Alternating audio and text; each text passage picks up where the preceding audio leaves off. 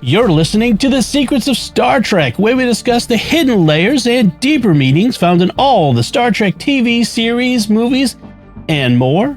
And today we're discussing an animated series episode, Slaver Weapon.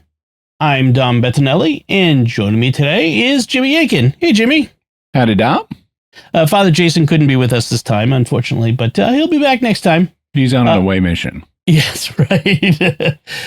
We do have some more of your great listener feedback at the end of this episode, so stick around for that. We're bringing up all the feedback from the end of our discussion of Strange New World Season 3.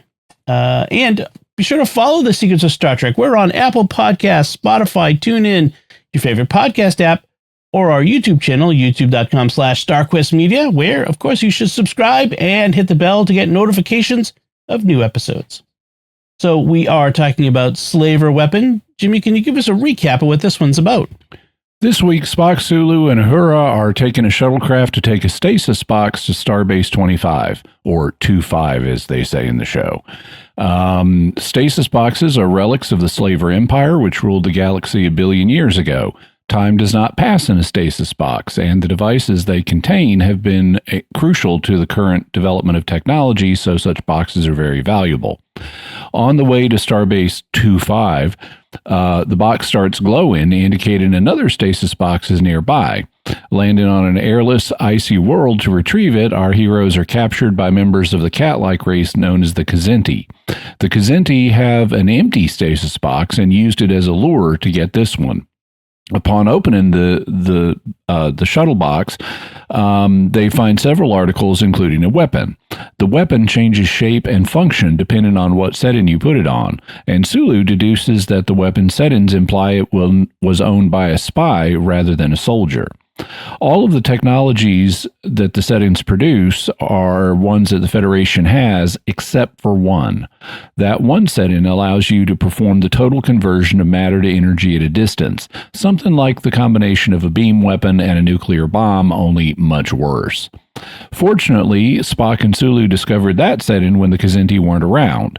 When the Kzinti try to find it, they discover a setting that turns the device into a computer with an AI. The AI won't discuss the mission its owner was on since the Kzinti don't know the right passwords. When the Kzinti ask how to find the total conversion setting, it lies and tells them how to find something else. Spock deduces that this must be a self-destruct device, and when the Kzinti go outside to test it, boom!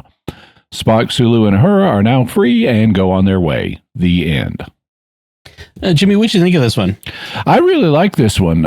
Second only to Yesteryear. I think this is the best of the animated episodes. It's based on a short story called The Soft Weapon, not the Slaver Weapon. It's soft because it changes shape. By science fiction author Larry Niven. It's part of his Known Space series, and this is really a very close adaptation of The Soft Weapon. Yeah, it's interesting that the two best animated series episodes feature Spock most prominently. Like, he's the main character. I don't know what that says, but I think that's interesting. And yeah, it creates a lot of, or brings over a lot of interesting background into the Star Trek universe, the whole Slaver Empire a billion years ago, and all those sorts of things. And in fact, they say that the Slaver Empire, they had enslaved the entire galaxy, and then there was a rebellion, a slave revolt, that destroyed everyone. Yeah. And all intelligent life had to re-evolve from that.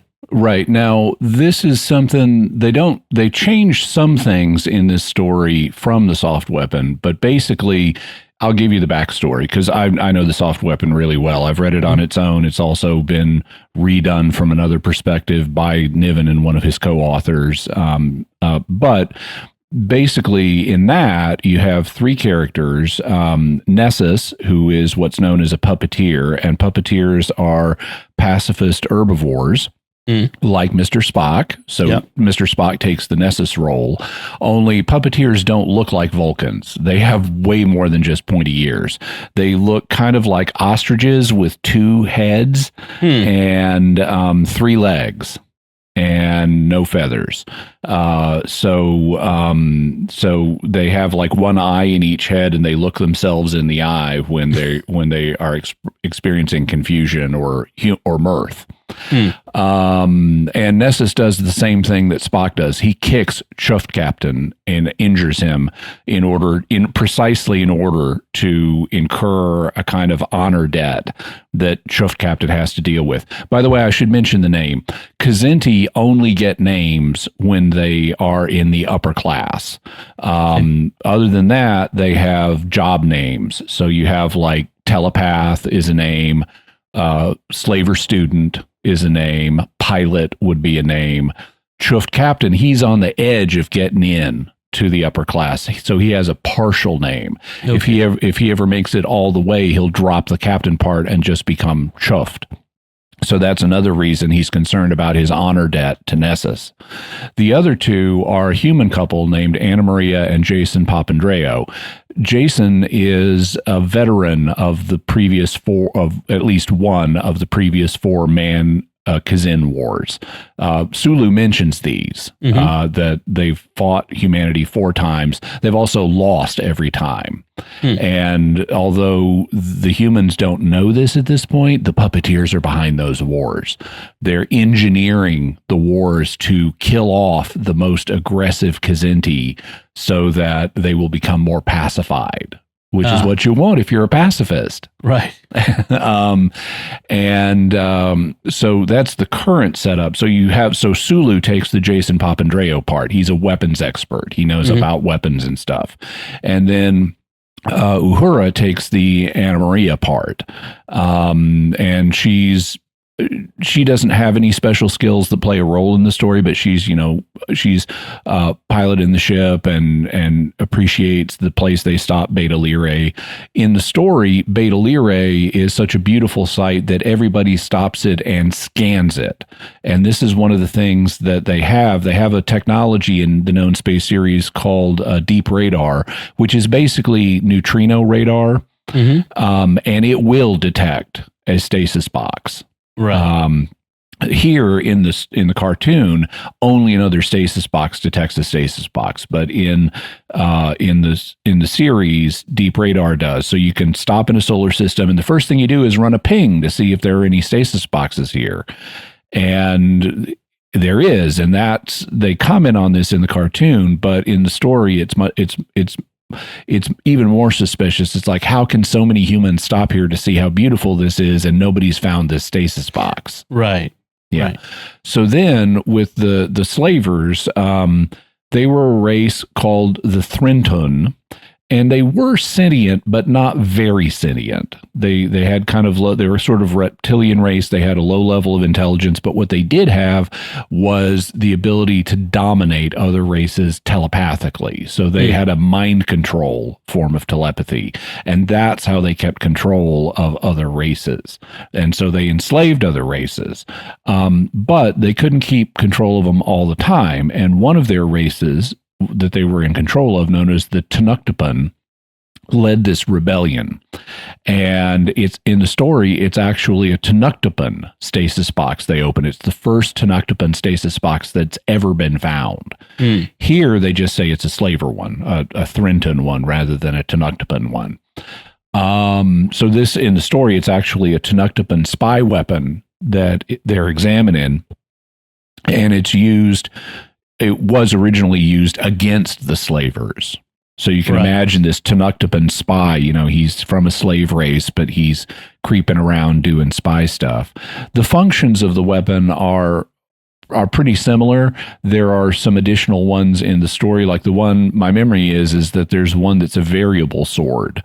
What that is it's a line of monofilament that extends from the sword, but the monofilament has a stasis field around the monofilament, making it incredibly rigid. And the way you tell where the end of the blade is, because monofilament's extremely thin, is there's a little ball at the end of the blade, and the farther the ball goes out, you can tell what your blade is, and then you can just swing your blade through anything because it's monomolecular, and it'll just cut through anything. And that's one setting they don't have here in the cartoon. But as the Tenuktupan rebellion progressed, the slavers lost more and more ground, and they were on the verge of having their empire overthrown. And so, what the Thrinton did was they built a device that a Thrinton could wear that would amplify their telepathic abilities. And they ordered everyone to kill themselves. And so it was a doomsday suicide weapon. And apparently without their slaves, the Tenuktupan didn't survive either. But basically everybody died at the end of this war, and intelligent life had to re-evolve again. Okay. So that's the background that the cartoon doesn't give you. Right. I think it's fascinating that we've, there were certain things that the animated series did that you couldn't do, at least in live action then. The special effects didn't allow it. Like have the Kzin, you could have done, masks or something, but it just would have looked silly. They would have looked like Gorn, only cat Gorn. Right. Now, it was DC Fontana who got Larry Niven to write an episode for the animated series. She was interested in lending some credibility to, because animation, it's a kid stuff, it's not as even as good as science fiction on TV like the original series was, and this was gave it credibility. And this was something Gene Roddenberry had been interested in too, as far back as the original series. He had a lot of writers in Los Angeles who knew how to write doctor shows and cop shows and westerns, but there wasn't a lot of science fiction on TV. So he brought in science fiction writers, like Harlan Ellison. Well, I wasn't thinking of him. I was thinking of the gentleman who wrote Amok Time, whose name I'm blanking on. Yeah, that wasn't David Gerald, was it? No. He was a nobody at the time. Yeah. He wrote the Troubles Tribbles and earned his reputation. Yeah, that's true. I'll have it just a second. Yeah, I figured you. I'm getting it too. Oh, Theodore Sturgeon. Yes. Yeah. So Theodore Sturgeon was another science fiction writer, and so Roddenberry had brought in science fiction writers and showed them the pilot and explained the concept, and he got a number of them. Ellison and Sturgeon. Sturgeon wrote more than one episode. Ellison wrote one, got mad, and left, which is typical for Ellison. Yeah. But this was something that they had been doing, and then they did the same thing again with the animated series, and they got Niven. And DC Fontana proposed, why don't you do the soft weapon for us? And Niven was initially hesitant because he didn't know if he wanted to give the concept of the Kzin to the Star Trek folks. Right. I mean, it's not like he was transferring ownership, but they would get to use it too now. Yes. And he decided he wanted to see what other people would do with the Kzin. So he ended up doing the soft weapon, which got adapted as the slaver weapon. And he later let other people play in his own universe with the Kzin. There's a whole series of books called the Man Kzin Wars that are set during those 4 wars, that are composed of novellas and short stories that other people besides Niven have written, but not Star Trek. Those are not part of Star Trek. They're part of known space. It's unfortunate that this Kzin never actually show up again in broadcast Star Trek. And I know they haven't used him again until recently, and that's just in Lower Decks. I mean, they appear in the as background characters, like in the movies and stuff, but that's it. But I do seem to recall there was at least one novel, and I didn't look it up ahead of time, but there was at least one novel.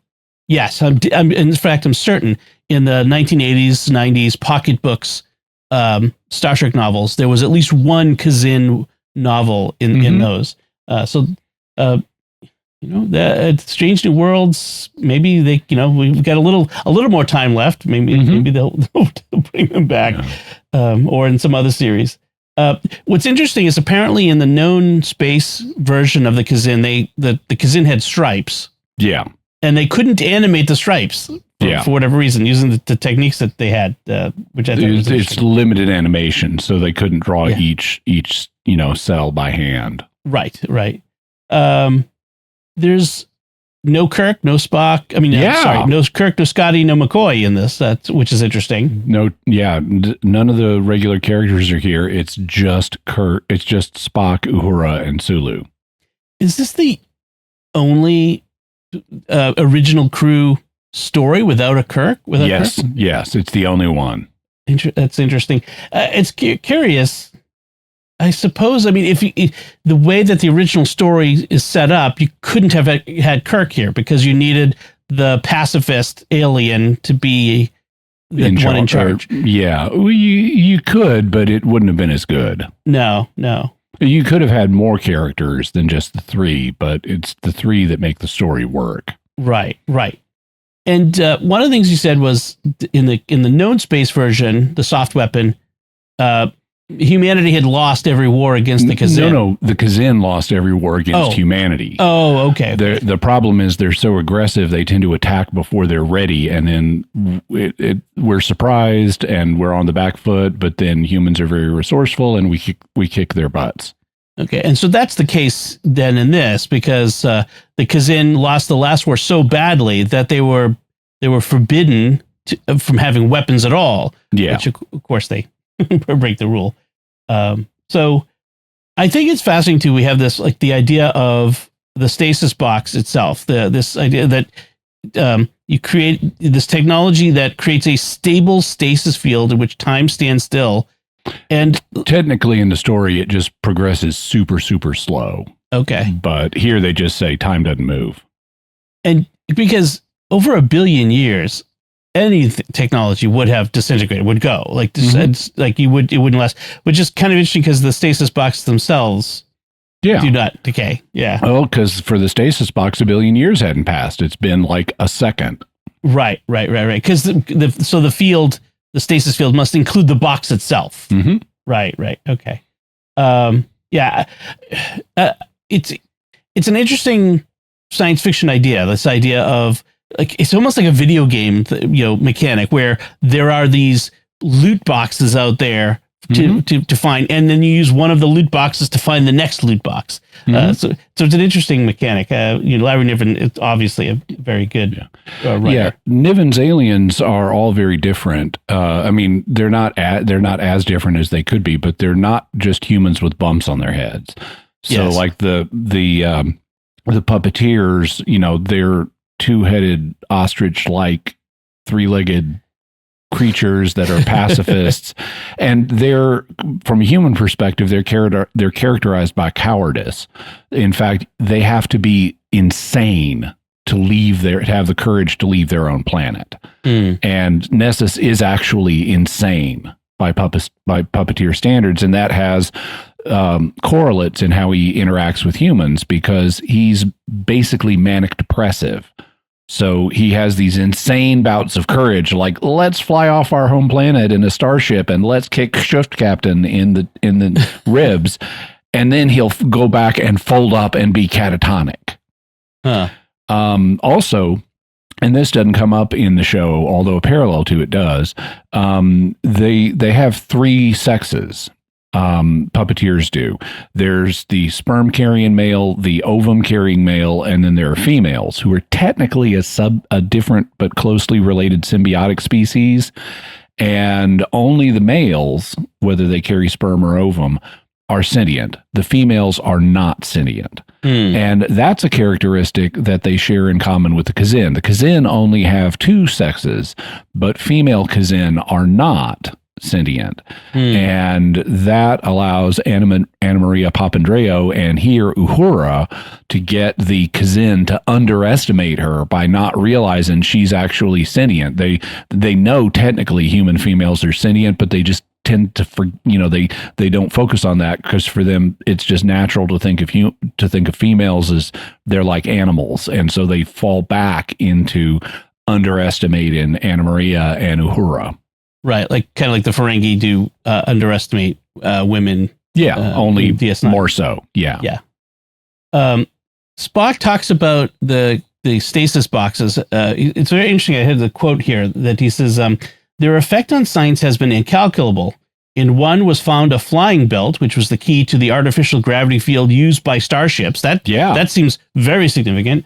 Another box contained a disruptor bomb with the pin pulled, which is as a result, all stasis boxes are now under the jurisdiction of Starfleet, and only certain key specialists handle them, presumably Spock.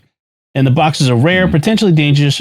We seem to have found a second one, which is a big coincidence.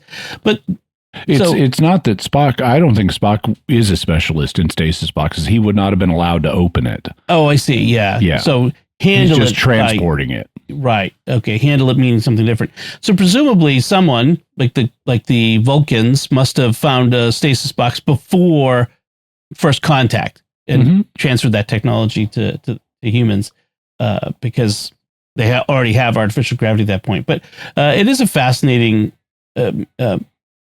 source of story ideas, I think, which is good. I like the other things they find in this stasis box. In addition to the soft weapon they also find a picture of a reptilian creature that they interpret as a slaver, and it looks a little more like an alligator humanoid than the established pictures of the Thrinton, but this is the Star Trek version of the Thrinton. Yes. And they also find a hunk of meat, and the Kzin analyze the meat, and it's raw, and they end up saying it's protoplasmic and poisonous.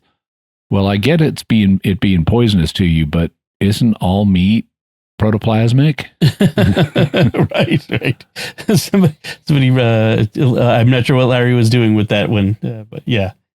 So they land on this ice world, and it requires them to have their force field belts, life support belts. Yeah, which at some later point, the slaver weapon turns off all power, like it but not the belts, which I think is interesting. Yeah, that's an oversight. It's just the conceit of how Star Trek works. In the original story, they were wearing spacesuits, so those don't get turned off. But they couldn't animate spacesuits for Star Trek. So they came up with force field belts that only require them to draw a glowing outline around the people. Right. That's much more convenient. Yeah. So around the time that Spock tells Uhura to play dumb so that the Kzinti would overlook her, he tells and by the way, notice this is they're doing this in 1973. So this is like at the height of a wave of feminism. And, And Uhura is like, you want me to what? And he's like, hey, it'll play to our advantage. Just go ahead and do it. And she's okay with that. Yeah. They don't make a big deal out of it. He also at the same time tells Sulu, like, hey, they've got this telepath who looks like the saddest cat I've ever seen. But he tells him, like, look, they are meat eaters. The idea of vegetables is abhorrent to them. So whenever the telepath is around, think of eating raw vegetables. Yeah. Which I thought was great. And telepath later reports that the human man makes him think of eating yellow root vegetables between flat teeth. Yes. So it's like Sulu was thinking about eating a carrot or something. Right. Yeah, and so that's another interesting element is the telepathic Kzin, like that. Some of them are telepathic and are able to read, and so that it gives them another advantage of humans. And in the story, the Kzinti telepaths are neurotic. They have a weak telepathic gene that I believe, if memory serves, they have to take a drug to boost the efficacy of their gene, and they are sad, pitiful, neurotic creatures. And in the story, Shuf Captain does not make telepath read Anna Maria's mind or Nessus's, certainly not Nessus's mind. Right, because it would be pacifist in a woman. Yeah. So in this one, that's what Spock also says, is that they're not going to read my mind or Uhura's mind. They'll read Sulu's mind. So this is why I want you to think of eating raw vegetables. I like the idea that the slaver weapon is essentially malleable. It kind of reminds me a little bit of the Discovery conceit about in the far future, 3,000 years, 1,000 years, the future, that all their technology is based on nanites that can reshape. What do you call them? A programmable matter. Right. Programmable matter. And so it's this essentially what this is a programmable matter weapon. which I think is interesting. Yeah, and it has a bunch of different functions. One of them is either a comm device or a sonic stunner. We don't know which because it was tested in a vacuum. Another is a telescope. There's a laser. There's a rocket motor, so you could like ride the weapon. There's an energy absorber. There's the total conversion of matter one, and there's the computer with an AI and a self-destruct setting. I love when they turn it into the computer with an AI, and Spock says, "A reasoning computer that small?" Yeah, I've got one in my hand right now. In fact, I can do this. Well, Apple's still trying to get the iPhone AI to work correctly. Well, I can actually get ChatGPT to talk to me though. That okay. Just funny. You'll appreciate this, Jimmy. I have set up a shortcut on my phone so that when I activate Siri, I say, "Hey, Janet," and then it activates the ChatGPT chat function so I can talk to it. So like Janet from The Good Place, which so that's a lot of fun. Yeah. So I do like that it switches the handheld. I called it the handheld nuke, which is essentially what the matter conversion thing does. And when they shoot that thing, it creates a blast wave that knocks both Spock and Sulu, and that's one of the things I like about this story is there's back and forth. There's like unlike a lot of the animated series episodes, there is a back and forth in the story. There's that it's not just a straight linear progression, and some of them are. They succeed, they lose, they come back, and so I really like that. And the blast wave, when they do the total conversion, the blast wave knocks Spock and Sulu unconscious, which it does the same thing for Nessus and Jason in the original story, and they get recaptured. Right. I mean, Uhura escapes, gets recaptured. So we do have a back and forth. It is a bit satisfying. The whole like Kzin basically destroying themselves in their arrogance with the weapon, which is a neat solution to the problem of we can't let this device fall into anyone's hands. This is this technology is too powerful for anyone to have, and so it's a neat, at least Star Trek solution, and probably a known space solution to that problem, because we often do that. Anything else about this episode, Jimmy? No, I just think it's really well done, and I'm sorry that Father Tyler wasn't able to be with us today because of how good of a story it is. I hope you'll be able to rewatch it on its own. Yeah, definitely. As far as animated stories, whether it's Prodigy or Lower Decks and the animated series, this episode stacks right up there with any of the best of any of the others. I mean, Lower Decks tends to be more farce, but even Prodigy, would have tried to be a little more straightforward, serious stories.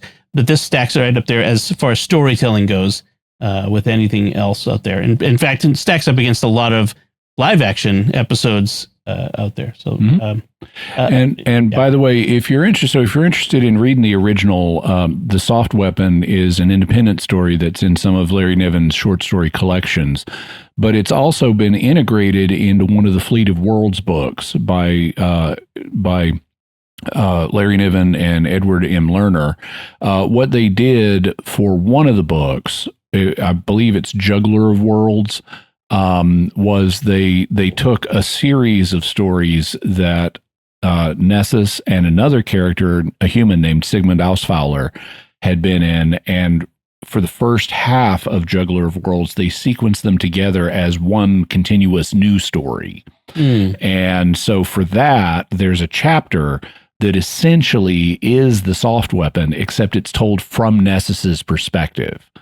And and it's knitted into this larger arc where you see what Nessus has been doing to manipulate. I mean, he is a puppeteer, to manipulate human history. And then it's like the Kzin have a what now? And this is horrendous. The Fleet of Worlds, that's where the puppeteers live, must know about this immediately. And there's all kinds of additional stuff that Nessus knows that Jason and Anna Maria don't know. And so it's a really neat take on the Soft Weapon. Given the fact that the puppeteers have been engineering these wars to keep the Kzin, pared back, the fact that they would get this sort of weapon, I can see that would be a huge deal. For them. Yeah. Yeah, they've been trying to breed docile Kzin by starting these wars between them and us, and we kill off the most aggressive of the Kzin, and that lowers the aggression level of the surviving breeding population. So over centuries, they're breeding docile Kzin, and but they like humans, so they're breeding lucky humans. Without us even knowing it, they're breeding humans to be lucky. Interesting. That's fascinating. Maybe we'll have to pick those up. All right. So that is Slaver Weapon and our discussion of it. And so I want to get into our feedback that I promised. This feedback comes on our discussion from the last episode of season 3 of Strange New Worlds, New Life and New Civilizations, where we not only reviewed the episode, we reviewed the season and kind of talked a little bit about where the series and Star Trek is going. By the way, one more thought on this. This is the only episode of Star Trek the Animated Series where characters die on screen. Oh, the Kzin. Kzin. Yeah, they don't. Other people may die, but not on screen because this was a children's show. Right. Interesting. So, okay. So feedback. First feedback comes from USMC 9355 on YouTube, who writes, I enjoyed this season, but it wasn't as good as season 1 and 2. I was happy they wrapped up the Patel-Pike storyline. I was concerned that it would just keep going. Yeah, I was okay with the Patel-Pike storyline when they were on separate ships and she just kind of popped in every once in a while. But as soon as she kind of moved in, I was afraid like it would become take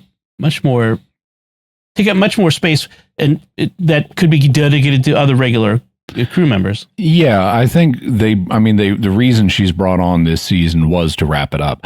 If it had just been an occasional appearance by her, I wouldn't have minded it continuing until he has to make his final decision of, do I go through with this horrible fate or not? Yeah, exactly. Because having a girlfriend at that point, and you're saying goodbye to her in favor of this other life, I mean, that would generate some interesting scenes for them to play together. Right. I mean, we did kind of get that scene in the flash forward. A little bit. Yeah. But they really could have explored it if they could have. Yeah. Yep. And then New Jersey Esperantist on YouTube writes, first he starts off by saying, sorry for the length. So he's got a couple things to say. If season 4 continues to set things up for a transition into TOS, I can see it happening two ways. Either the replacements will come in one at a time, or Kirk could bring a few of them along when he takes command, whenever that happens. Or both. A bunch of them are already in place. There's only a few people who aren't there yet. The major players, such as Jenna Mitchell and Ortegas, will need to move on to other assignments. Mbenga could take a leave of absence, perhaps on Vulcan, to sort himself out. He seems kind of stressed out lately. It would only be a leave of absence, though, because he is in the original series. The question with Mbenga is, how does he lose his position as chief medical officer? Right. That's the thing that I think we have to address. It probably has something to do with what happened with that Klingon general in the future. My guess is. It could well. Yeah. And then Una could move on to a command of her own when Pike moves on. Yep. Being as Gary Mitchell knew Kirk at the Academy, I picture him coming in with Kirk. Sulu could just appear because he didn't seem to have any close associates in TOS. Yeah, it could be, and that would be my preferred solution, but they have already established a navigator named Mitchell. She's a female. Yeah. So my question is she doing a gender swap where she's going to turn out to be Gary Mitchell and she'll just decide, I want to be a man for a while now? Right. Is Jenna Mitchell Gary Mitchell? Ooh, that's an interesting, because that's a big swap. That's a big, yeah. Interesting, because Kirk has never really commented on her when he shows up either. Like, there's not like they're old pals like he is with Gary. That's an interesting question. And then he continues, the whole McCoy Piper thing is troubling, but presuming they're paying attention and want to seamlessly transition to TOS, Piper could be McCoy's mentor, senior associate. That would help explain why he was there in Where No Man Has Gone Before and then disappeared. I don't think you have to strain at gnats with this one. I think you could just have people, Piper comes in, gets a new assignment, McCoy comes in or something. It just... There are bunches of ways to handle it, and they don't. I mean, some of them could be there now. They could just. It's like on Voyager. There are 8 people we see, and there's 120 people we never see, except in hallways and stuff. Well, okay, some of these people could already be on Enterprise, like Sulu. Originally, I mean, he's in the cage, right, as a life sciences guy before he was a helmsman. So the cage has already happened on the on Strange New Worlds. That's in the past. So Sulu could be on the ship right now down in life sciences. That's right. That's right. And this. I would presume there's more than one doctor on board a ship. Oh, right? yeah. And then I agree. There was something else I was going to say. But that's not really important. And then he says Dr. Daner would not need to be included in where no man where no man has gone before. She was introduced as a specialist that joined the ship at the Aldebaran colony. As such, I would term her as guest scientist of the week, and I think that's clear. I think that's true.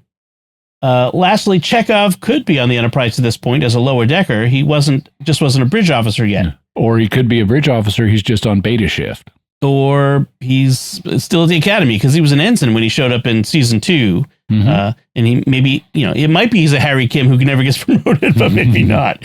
Anyway, he finishes, always enjoy the thought-provoking reviews and discussion. And then Laggy4088 on YouTube writes, I also think Gary Mitchell should be brought in soon. In Where No Man, when Spock was speaking of Mitchell changing, Dr. Daner said that Spock had worked next to Mitchell for years. Presumably when the story was written, it was several, like 6 or 7, it sounds like, graciously to make canon seamless together. We could skim it down to 2, and that would still be years, plural. Maybe Gary's on the Farragut also right now, and when Kirk assumed command of Enterprise, he requested Gary's transfer, backing up Dr. Daner's statement that Kirk requested Gary aboard his first command. Yeah, that's quite possible. And then he finishes, also, I don't know if anyone else has addressed the Impulse Deck's third thruster. Is it because of the improvement to Impulse engines, the third part's removed? Perhaps? Even in the cage, there were 2. Oh, as a ship guy. You're the ship guy, Dom. Even as a ship guy, I think, look, the difference between Strange New Worlds and the original TOS and all that, the ship is very different. So, the design is close, but, we just have to kind of wave our hand at it and just pretend. As Shatner once said, it's just a show. Just kidding. Then finally, Thinger Brown on YouTube writes, I love Secrets of Star Trek and have been listening for several years now. Great episode as always. Strange New Worlds had a good season. I hope this isn't out of left field and is not meant to cause any rift or controversy. It seems as though Jimmy and Dom are arguing a bit more than usual lately. Probably just me. Anyway, always enjoy the banter and the differing points of view. Thanks for a great show. Yeah, I don't know that we've been arguing. I mean, we've been working together for 10 years now. More than that. Yeah. So 11. There are going to be periodic disagreements but we have a great working relationship, and so we may have differences of opinion about some things, and we also have pet peeves. Like if Dom speaks for the group when I have a different opinion on something, I tend to point it out. But that's just I'm just pointing this out. Right. And when you're comfortable with someone, you're friends with someone, sometimes it's just you kind of speak in ways that seem sharp to other people, but it's just normal talk. I went back and rewatched our episode that where he commented, and it didn't seem argumentative to me. And there maybe he's referring to other instances, but I think we're good. We're good. Don't worry, folks. And thank you, everyone, for your feedback. We do love getting your feedback. Oh, and I should say difference of opinion is why we have multiple people on this. That's why these aren't Star Trek review monologues. We want the different perspectives. Exactly. All right. So now we'd like to take a moment to thank our patrons who make it possible for us to create the Secrets of Star Trek, including Mary G., Bridget C., Anthony C., Michael F., and John M. Their generous donations at sqpn.com/give make it possible for us to continue the Secrets of Star Trek and all the shows at StarQuest. And you can join them by visiting sqpn.com/give. And so that's it from us this time. Let's get your feedback on Slaver Weapon. What did you think of this great Larry Niven story? You can let us know by commenting on the show at sqpn.com/trek, our Facebook page, facebook.com/StarQuestMedia. Send an email to trek@sqpn.com, or visit us on our Discord community at sqpn.com/discord. Or you can watch The Secrets of Star Trek on our YouTube channel at youtube.com/StarQuestMedia, where you can leave a comment there. We'll be back next time when we'll be discussing the Next Generation story, The Defector. Until then, Jimmy Akin, thank you for joining me and sharing The Secrets of Star Trek. Thanks, Dom. And once again, I'm Dom Bettinelli. Thank you for listening to The Secrets of Star Trek on StarQuest, and remember, Shuft Captain has been attacked by an herbivorous pacifist, an eater of leaves and roots.